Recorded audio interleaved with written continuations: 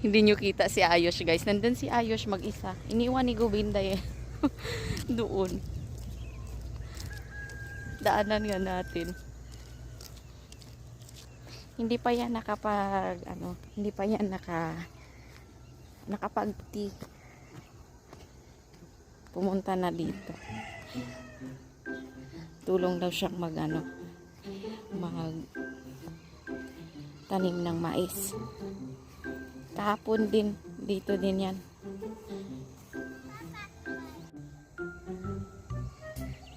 Salubong kasi sa araw. Oh, iniwan siya doon sa may gilid. China. Sap is snake. Oh. Diyan ka lang. Okay, diyan ka lang. Where is Papa? Where is he? Huh? Okay? Yeah. La. Nagbanyo pala ang Govinda. Iniwan na si Ayos dun sa gilid.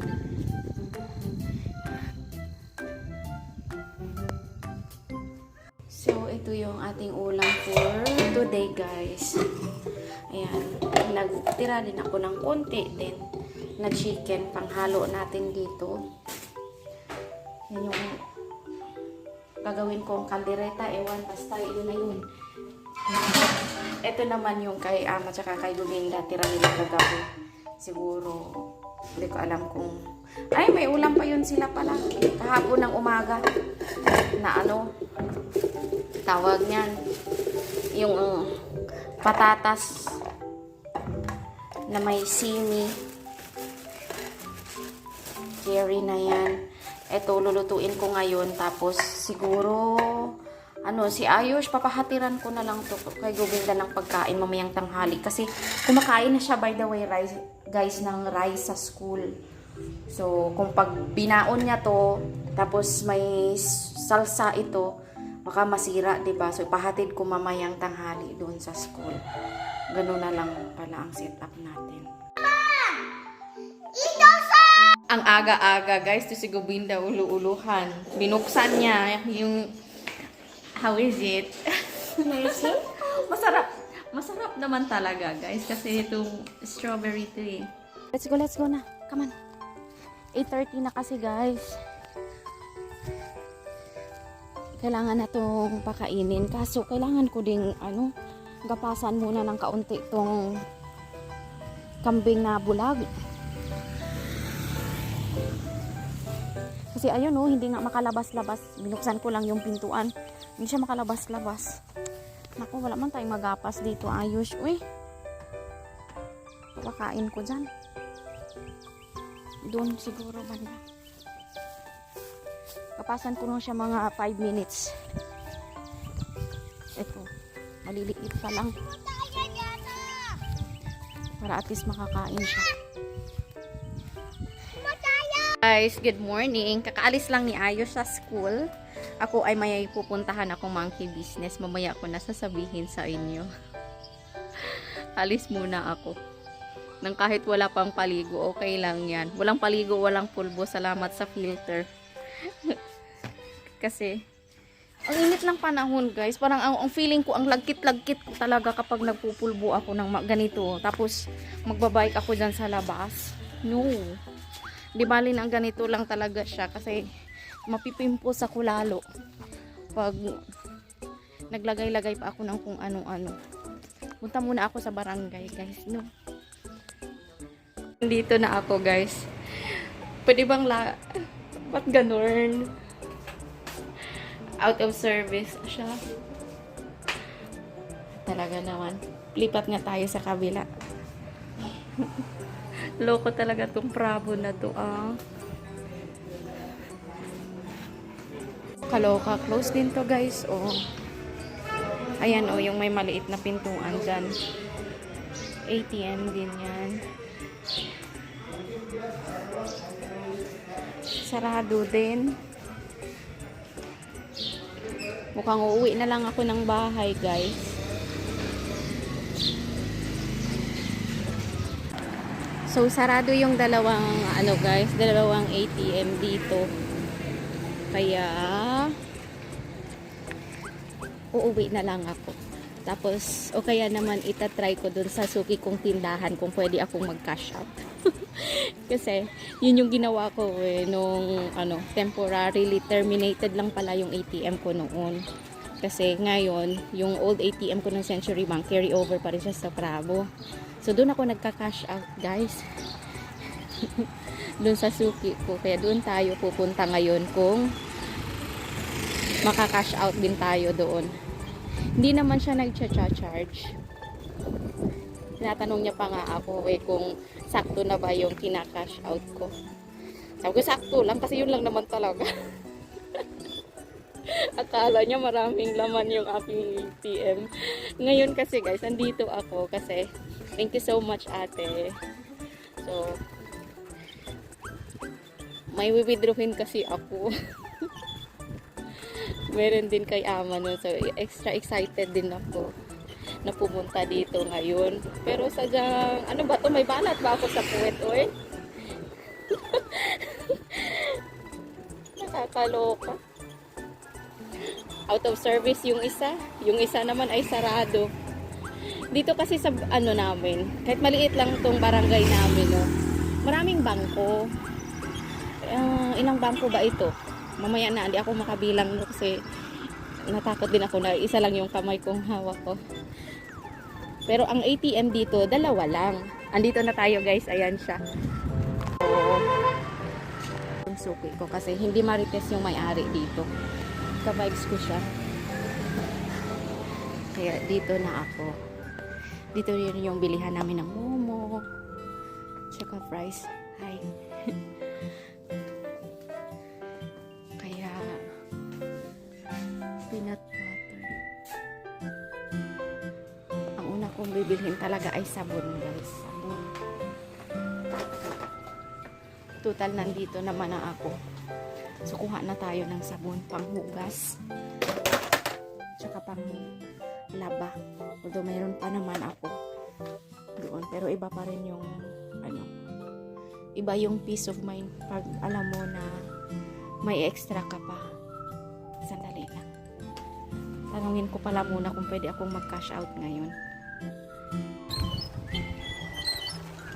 So, kailangan ko na namang paspasan yung aking pag-drive guys. Kasi, pupunta na naman ako diba sa school ni Ayos. Sabi ko na ba yun kanina? Ay, ulit-ulit. Okay lang naman sa akin yung ganito. Kasi si Gubinda, wala naman siyang trabaho ngayon sa bukid. Tapos na siyang magtanim kanina ng kanyang mais. So, siyang pagbabantay dun sa bahay. Ng mga kambing.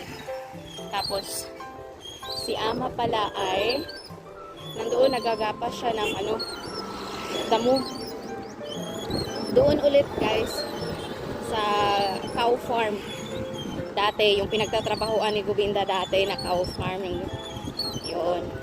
Tsaka si ama din pala last year doon din siya nagagapas. So gapas siya ulit ngayon. Kaya nagtaka ako kaninang umaga na ang aga-aga niya hindi siya nagtsaa. Siguro na late na yun. Kasi sobrang aga para, di ba, para hindi gaanong mainit. Maaga silang nag-start ng gapas. So, umalis ako ngayon, mga 10:30 na, wala pa rin siya sa bahay. So, I don't know kung nandoon na yun sa bahay ngayon. Pero itong pera niya, may pera kasi siya, guys. So, mamaya ako na to ibibigay sa kanya. Hindi ako magbibigay, guys. Si Ayos ang magbibigay sa kanya. Wala lang. Kagilo. Basta si Ayos siya kung patagon.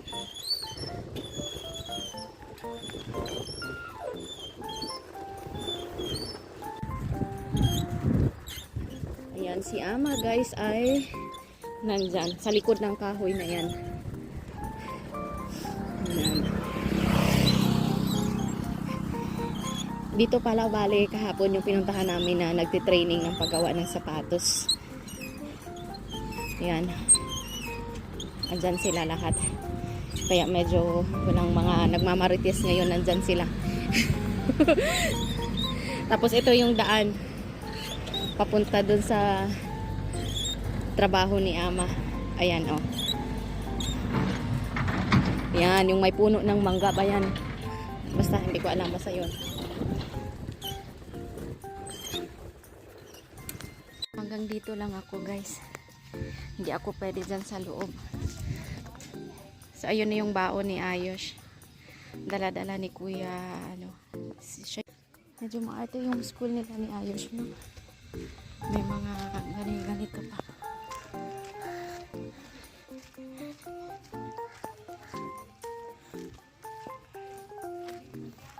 Nga muna ako saglit, guys. Napagod ako. Ang bilis ko, Ano siya ngayon? 11:48. Umalis ako ng 11:33. Wow. Sobrang bilis. So, uwi na ako. At susunduin ko siya ulit ng mga 2. Kasi 1 daw sila matatapos. Dahil nga exam. Ay, sana nagbaon din ako ng tubig. Nauhaw din ako eh. Yung daanan dito papasok sa school nila nila kaya medyo yung natin. Mahirap. Magbisikleta. Patagod-tagod. Oh.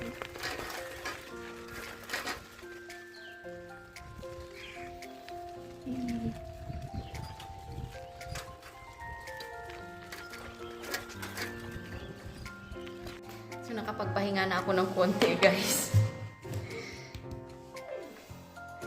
Maglilinis muna ako ng kusina. Sa kambing, sabi ni Govinda siya na ang magpapainom pagdating niya. 1:20. Nangarag ako kasi siyempre kailangan ko pang maglinis. Naglaba ako ng binabad ko kahapon na yung ginamit ni Govinda ang maglinis ng kulungan. Hindi nga ako pala nakalinis ng kulungan ng kambing. Di ba sabi ko last time maglilinis ako nung nakarang vlog ko, sabi ko ngayon dapat yun. Hindi na talaga kaya ng powers, guys. So bukas hindi na nga lang ako magpa-promise. Ganoon na lang. Promises are meant to be broken ba talaga?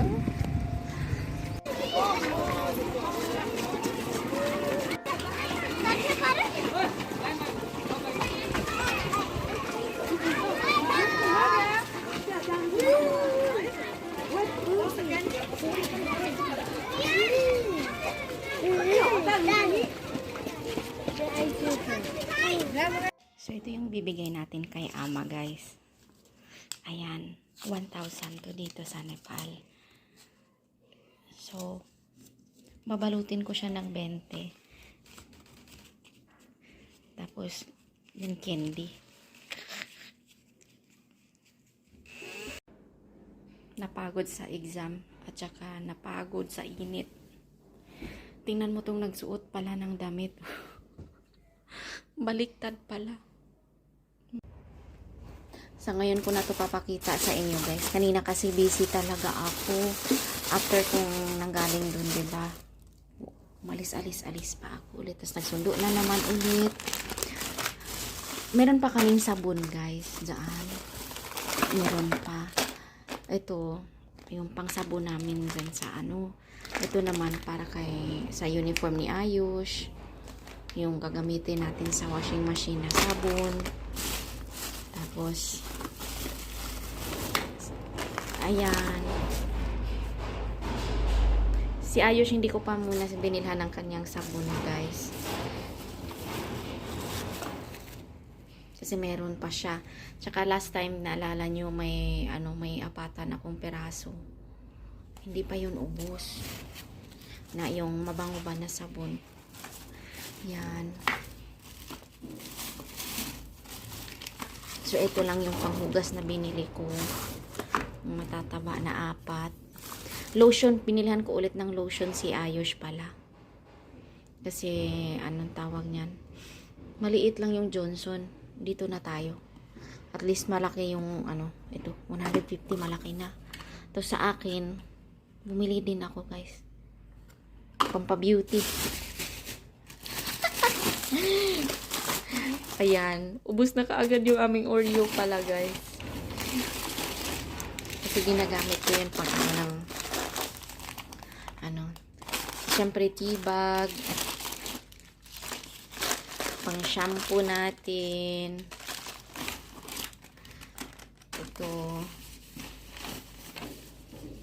Ito kasi, guys, mabilis tong maano sa amin. Kung maano ako magkuskus. Talaga. Tsaka pag medyo naano ko na siya dyan sa kusina, sa toilet ko naman siya ginagamit. Sa tiles mismo.